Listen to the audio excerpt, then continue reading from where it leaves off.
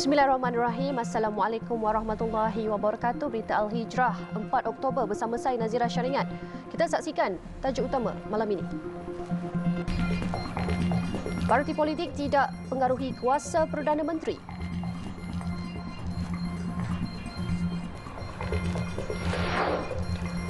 Dera hingga maut, 2 direman.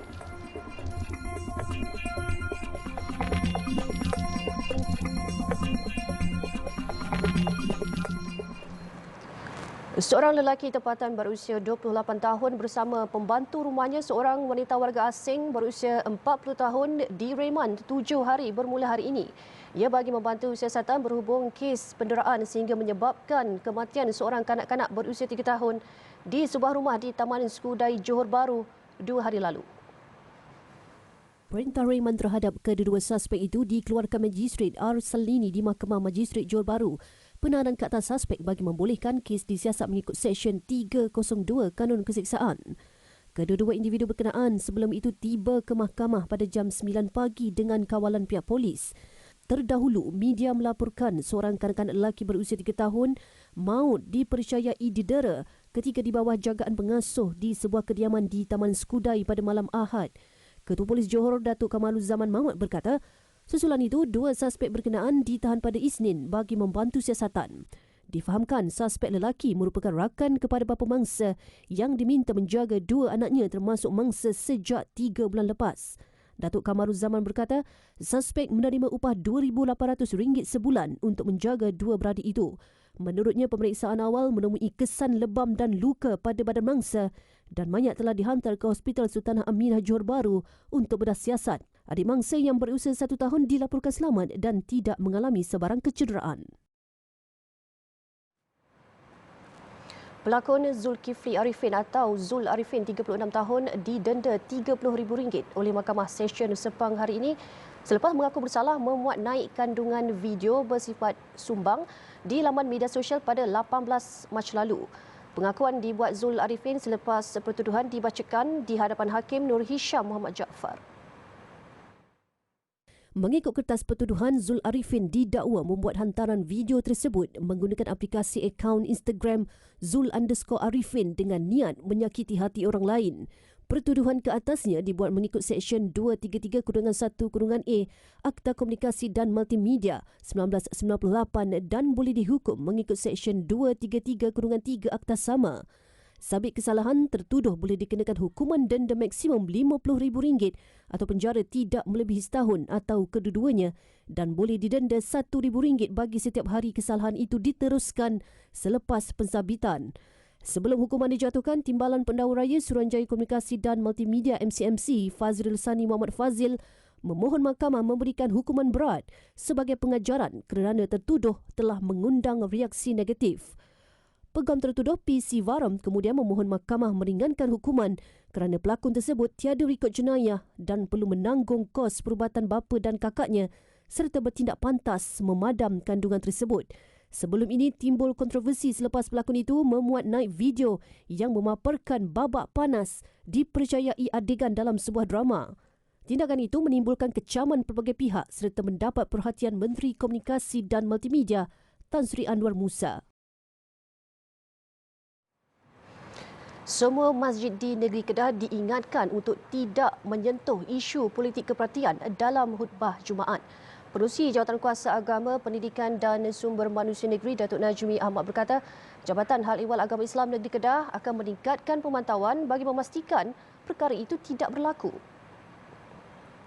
Ujar Datuk Najmi, khutbah Jumaat adalah waktu untuk merungkai persoalan yang berbangkit dalam minda masyarakat dan bukan untuk tujuan kempen parti tertentu.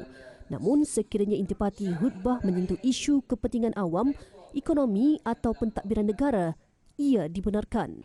Jangan salah tafsirkanlah bahawa politik tak boleh masuk ke masjid.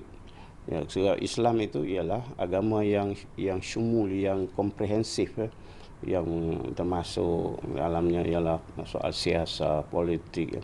Cumanya yang kita tak rastui ialah politik kepartaian. Itu yang dilarang secara khusus jadikan sebagai pentas politik. Yang tu memang kita laranglah yang tu. Beliau berkata demikian ketika ditemui di pejabatnya di Wisma Darul Aman hari ini. Dalam pada itu, Datuk Najmi menyeru orang ramai melaporkan kepada pihak berwajib jika terdapat mana-mana masjid di Kedah yang menyentuh isu politik kepartian dalam khutbah Jumaat dan tindakan segera akan diambil.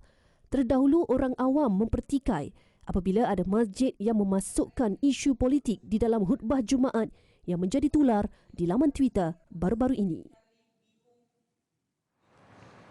Lebih 12,000 pandangan anak muda seluruh negara diterima menerusi aplikasi platform digital Idea Bina Negara IBN.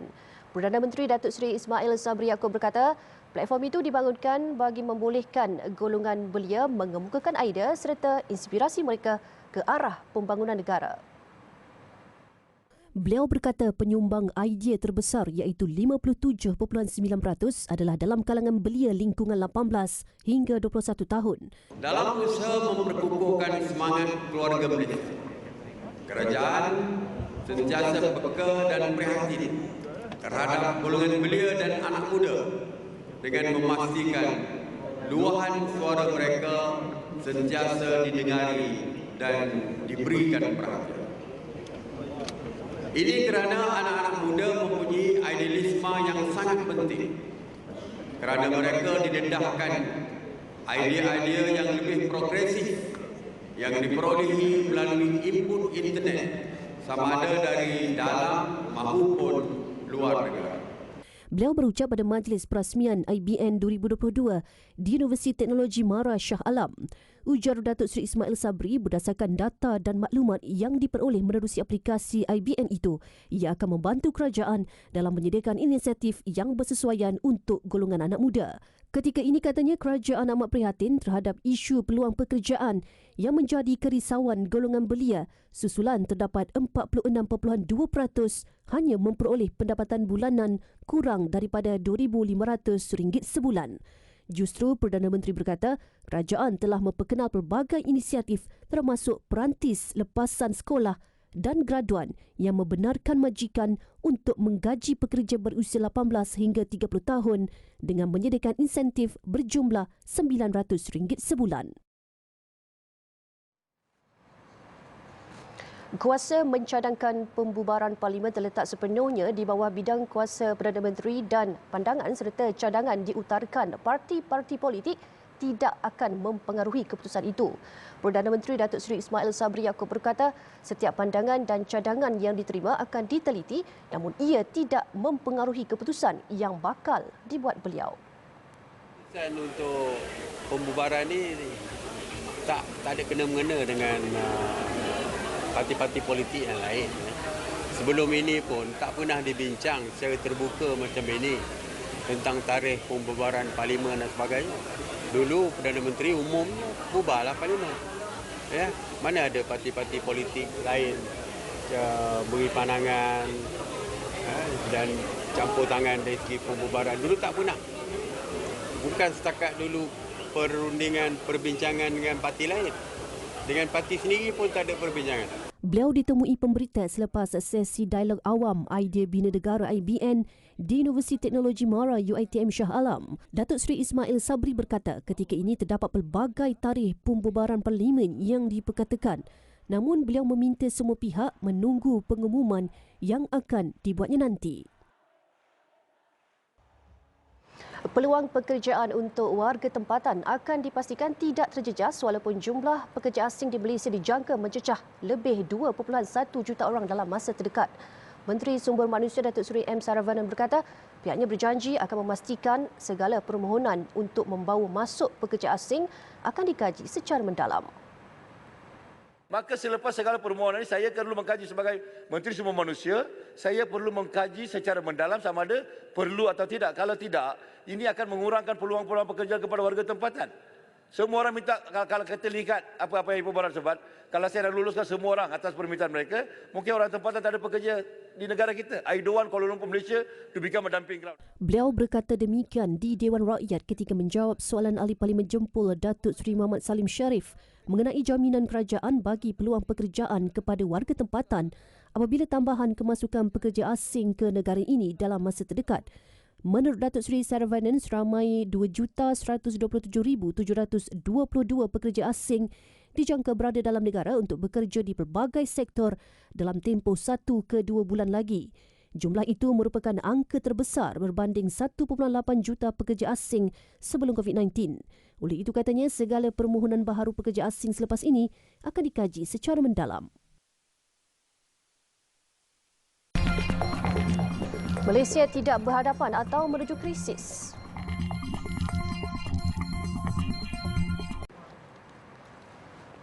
Alhamdulillah, bertemu kembali. Malaysia tidak berhadapan atau menuju sebarang krisis ekonomi atau keuangan walaupun negara berdepan cabaran yang di luar kawalan kerajaan. Menteri Keuangan Tengku Datuk Seri Zafrul Tengku Abdul Aziz berkata, keadaan ekonomi negara kini berbeza dengan keadaan ketika krisis keuangan Asia pada 1997 dan 1998. Asas-asas ekonomi dan sistem kewangan Malaysia kini jauh lebih berbeza. Ini adalah berikutan pelbagai pembaruan ekonomi dan kewangan yang dilaksanakan berikutan krisis kewangan Asia. Seperti struktur ekonomi domestik yang lebih pelbagai, disokong oleh sistem kewangan yang bermodal baik dan kedudukan luaran yang kukuh. Sebagai contoh, pasaran kewangan negara sekarang sangat terbuka dengan penyertaan pelabur asing yang tinggi dan kita mempunyai pelbagai ekonomi dan juga lebihan akaun semasa didorong oleh ekspor yang pelbagai. Setakat tahun ini, akaun semasa kekal positif, jumlahnya RM3 bilion pada suku pertama dan RM4.4 bilion pada suku kedua. Oleh itu, walaupun kita dilanda beberapa cabaran yang berpunca daripada faktor luaran yang berada di luar kawalan kerajaan, saya ingin menegaskan bahawa negara kita tidak berhadapan atau menuju ke arah sebarang krisis ekonomi ataupun krisis kewangan. Beliau berkata demikian di Dewan Rakyat ketika menjawab soalan Ahli Parlimen Bukit Bendera Wong Hon Wai yang ingin tahu sama ada satu krisis keuangan sedang terbentuk berikutan nilai ringgit menjunam berbanding dolar Amerika Syarikat, kadar inflasi yang kian genting serta hutang kerajaan persekutuan yang meruncing. Tengku Datuk Seri Zafrul memaklumkan definisi sebenar krisis ekonomi bagi sesebuah negara adalah apabila pertumbuhan keluaran dalam negara kasar KDNK merudum, pengangguran mencanak naik, perniagaan tutup lalu mengakibatkan hutang lapuk yang tinggi sehingga mengakibatkan kesan buruk kepada bank-bank. Ujarnya negara pernah mengalami keadaan tersebut semasa krisis keuangan Asia 1997 dan 1998. Tambah beliau, krisis keuangan Asia 1997 dan 1998 merupakan krisis ekonomi terburuk pernah dihadapi Malaysia dengan lebih 102,000 rakyat hilang pekerjaan ketika itu. Pengerusi Majlis Agama Islam Wilayah Persekutuan Mawib Tan Sri Dr. Muhammad Daud Bakar hari ini diumum sebagai penerima Anugerah Diraja Kewangan Islam 2022. Anugerah berkenaan diberikan berikutan sumbangan dan pencapaian cemerlang beliau dalam memajukan kewangan Islam. Penganugerahan itu disempurnakan Yang di-Pertuan Agong Sultan Abdullah Riayatuddin Al-Mustafa Billah Shah dalam satu majlis di Ibu Negara hari ini. Pemilihan Tan Sri Daud sebagai penerima anugerah dibuat menerusi proses yang ketat dan teliti oleh para juri yang dilantik.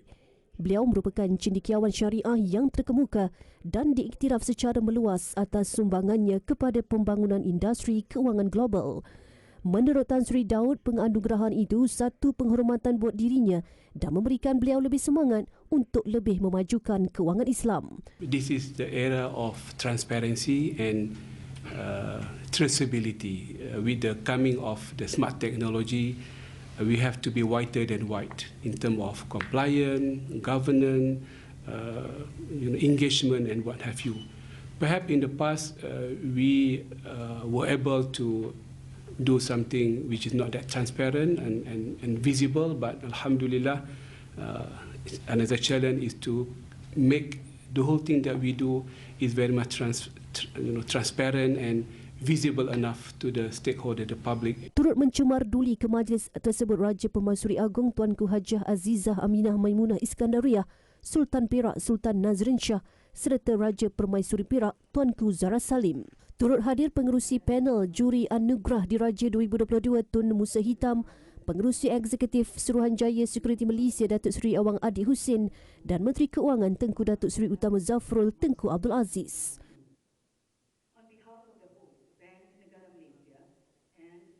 Baik, menjelang pembentangan bajet 2023, Menteri di Jabatan Perdana Menteri Hal Ehwal Agama Datuk Idris Ahmad berharap kementeriannya akan mendapat peruntukan tambahan berbanding tahun sebelumnya. Ujarnya perkara itu perlu dalam usaha memantapkan lagi pentadbiran serta pembangunan Hal Ehwal Islam. Dia tunggu agensi ada setengah agensi besar macam JAKIM besar lah. JAKIM paling besar kan. Lain setengah agensi tak besar mana. Kita beri berdasarkan kepada portion-portion yang ditentukan berdasarkan kepada keperluan semasa yang ada kepada setiap agensi. Ujarnya peruntukan yang lebih besar diperlukan untuk agensi seperti Jabatan Kemajuan Islam Malaysia JAKIM mengadakan program dan aktiviti pembangunan Islam di negara ini. Selain itu, peruntukan tambahan juga penting dalam usaha menambah baik pengurusan kelas Al-Quran dan Fardu Ain Kafah. Beliau ditemui dalam majlis perbincangan meja bulat ke arah memperkasakan pengurusan harta pusaka di Malaysia di Bangi siang tadi.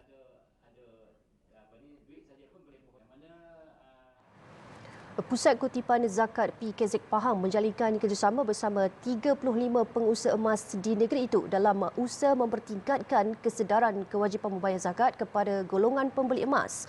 Pengurus Besar Kanan PKZ Pahang, Datuk Halidan Mat Daud berkata, kolaborasi bersama pengusaha kedai emas menjadi medium menyampaikan risalah dan panduan pengiraan zakat emas di premis masing-masing. Jadi usaha hari ini, bila kita beri kefahaman kepada pengusaha zakat ni, kita tanamkan dalam pemikiran pengusaha zakat ni, sebenarnya ada satu unsur keberkatan yang kita kena share dengan. Jadi berkat ni satu benda yang kita tak boleh nak lihat, tetapi benda tu boleh dirasai lah. Itu yang kita nak educate ni. Jadi alhamdulillah nampaknya pengusaha-pengusaha emas ni. Tambahnya, penyampaian info itu dijangka berpotensi meningkatkan lagi jumlah pembayar zakat di negeri itu. Beliau berkata demikian di Majlis Apresiasi Pengusaha Kedai Emas Negeri Pahang di Kuantan. Dalam pada itu, PKZ Pahang optimis dengan kolaborasi tersebut, sasaran kutipan tahun 2022 sebanyak RM193 juta dengan jumlah pembayar zakat seramai 100,000 orang dapat dicapai. Sehingga 30 September lalu, sebanyak RM121.1 juta bayaran zakat telah diperoleh dengan 89,811 pembayar zakat. Jabatan Hal Ehwal Agama Islam Negeri Sembilan berjaya membantu seramai 102 usahawan kecil luar bandar di negeri itu untuk mengembangkan perniagaan menerusi bantuan grant inisiatif Cottage Halal. Pengarahnya Datuk Muhammad Zaidi Ramli berkata, menerusi grant tersebut, usahawan kecil yang terpilih layak menerima sijil pengesahan halal Malaysia sekaligus membantu meluaskan perniagaan melalui pensijilan halal yang diberikan. Menurut Datuk Muhammad Zaidi, antara faktor pelaksanaan inisiatif itu berikutan ramai usahawan menceburkan diri dalam perniagaan makanan secara kecil-kecilan di rumah. Bagaimanapun katanya, mereka sukar meluaskan pasaran kerana gagal melepasi piawaian halal termasuk tidak mempunyai premis perniagaan sendiri. Sebelum kita memberi mereka persediaan halal ni, kita telah pun mengenal pasti mereka lah. Segi pendapatan, keluasan pasaran mereka. Sebab kita nak tengok impact. Dan alhamdulillah secara umumnya pengusaha-pengusaha Cottage Halal yang telah memperoleh sijil halal ni, mereka telah pun dapat meningkatkan prestasi jualan. Dan marketing mereka pun bertambah baik. Katanya lagi, usahawan yang terpilih telah menjalani latihan, konsultasi dan bimbingan kemahiran berkaitan aspek halal yang dilaksanakan JAINS. Beliau berkata demikian selepas majlis penyampaian sijil pengesahan halal Malaysia dan ramah mesra bersama usahawan Cottage Halal oleh Menteri Besar Negeri Sembilan, Datuk Seri Aminuddin Harun di Pusat Dakwah Islamiah Paroi Negeri Sembilan. Inisiatif Cottage Halal telah diumumkan sebagai inisiatif baharu di bawah bidang tumpuan ekonomi rakyat dalam pembentangan Belanjawan 2022 oleh Kerajaan Negeri Sembilan pada 2021. Sesi kita panggil turun padang tu, door to door-nya, berterjumpa mereka dalam keadaan yang cukup tak sesuai untuk berniaga lah.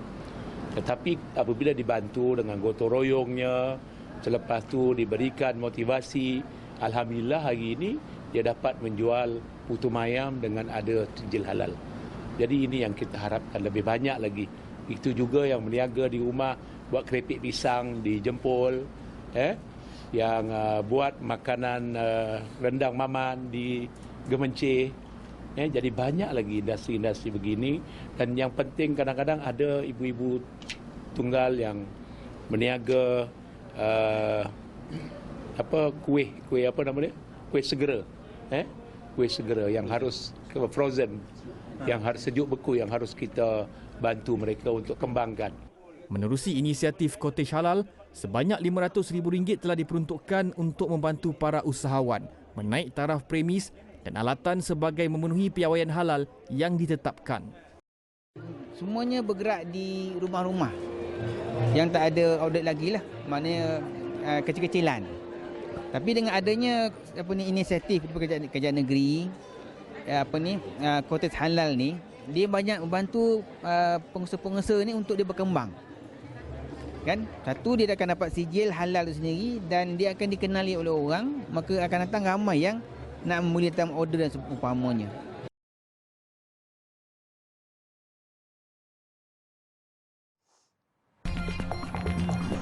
Polis mohon maaf kejadian malang di Malang.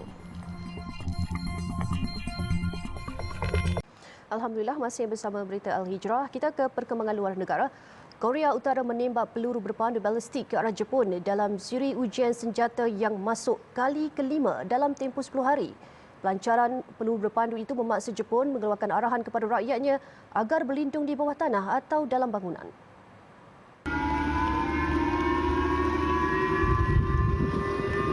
Pelancaran peluru balistik yang tidak dikenali oleh Pyongyang itu turut disahkan Ketua Turus bersama Korea Selatan dan pengawal pantai Jepun.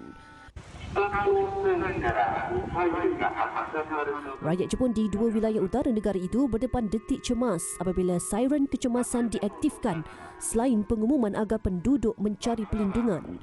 Perkhidmatan bullet train turut dihentikan sementara. Peluru berpandu balistik itu disahkan melintasi Jepun dan mendarat di Lautan Pasifik sekitar 7.29 pagi waktu tempatan. Pelancaran ujian peluru berpandu Pyongyang itu dibuat ketika Jepun dan Amerika Syarikat sedang giat menjalani latihan ketenteraan bersama bagi menangani ancaman yang semakin meningkat dari utara. Latihan ketenteraan oleh kedua negara itu membangkitkan kemarahan Korea Utara yang melihatnya sebagai latihan pencerobohan. Sementara itu, Presiden Korea Selatan Yoon Suk Yeol menggelar pelancaran itu sebagai provokasi yang melanggar peraturan PBB. Korea Utara yang mempunyai senjata nuklear melakukan beberapa siri ujian senjata yang memecahkan rekod tahun ini, termasuk melepaskan peluru berpandu balistik jarak dekat sebanyak 4 kali minggu lalu. Kali terakhir Korea Utara melepaskan peluru berpandu ke atas Jepun adalah pada 2017.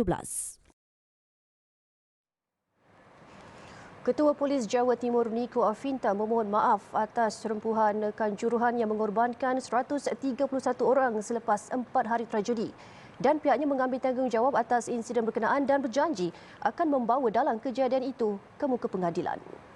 Saya selaku Kapolda ikut prihatin dan turut menyesal sekaligus minta maaf di dalam proses pengamanan yang sedang berjalan ada kekurangan. Selanjutnya kami juga akan melakukan proses penegakan hukum kepada siapa saja yang bersalah setelah proses kemanusiaan selesai. Tindakan Niko itu ekoran desakan rakyat dan kemarahan dunia atas tragedi yang dipercayai bermula daripada pihak berkuasa yang melepaskan bedilan gas pemedih mata bertubi-tubi atas tujuan untuk meleraikan rusuhan. Ia atas alasan 2 anggotanya terbunuh dalam rusuhan itu.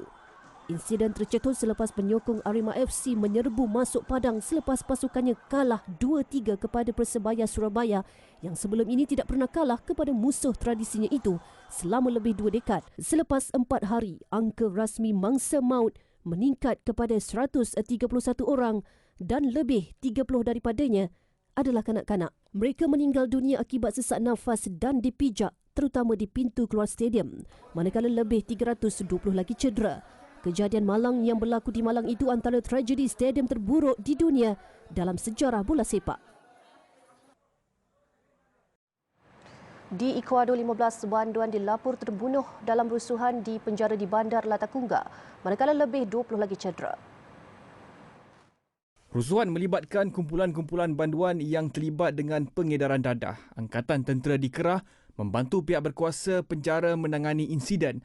Bagaimanapun punca rusuhan masih belum diketahui. Penjara di Latacunga menempatkan 4,300 banduan dan antara yang terbesar di negara itu. Keganasan di penjara kerap berlaku di negara itu dan sejak tahun lalu, lebih 300 banduan sudah terkorban. Di Bangladesh, sekurang-kurangnya 12 pelarian Rohingya dikuatiri lemas selepas bot pukat tunda yang mereka naiki tenggelam di perairan negara itu di Teknaf. Difahamkan ketika kejadian cuaca buruk. Menurut Komander Pengawal Pantai Ashik Ahmad, bot malang itu membawa sekurang-kurangnya 50 orang. Ia berlepas dari Bangladesh pada waktu subuh hari ini menuju Malaysia. Sebelum itu, bot berkenaan singgah di beberapa bandar di Bangladesh mengambil penumpang. Namun akibat cuaca buruk, bot pukat tunda itu terbalik sebelum tenggelam di Teluk Bengal. Menurut jurucakap Pegawai Pantai di Teluk Bengal, Lieutenant Al-Amin, pihaknya berjaya menyelamatkan 39 orang dengan 4 daripadanya adalah warga Bangladesh. 2 buah bot pencarian dikerah bagi operasi menyelamat. Kapal dinaiki pelarian itu karam di selatan Cox's Bazar, iaitu lokasi yang menempatkan jutaan pelarian Rohingya. Sekian berita Al-Hijrah. Jangan lupa ikuti kami di platform media-media sosial seperti Facebook, Instagram, Twitter, YouTube dan TikTok dan layari alhijrahnews.com untuk lagi berita-berita pilihan dan eksklusif. Saya Nazira Syaringan. Assalamualaikum dan selamat malam.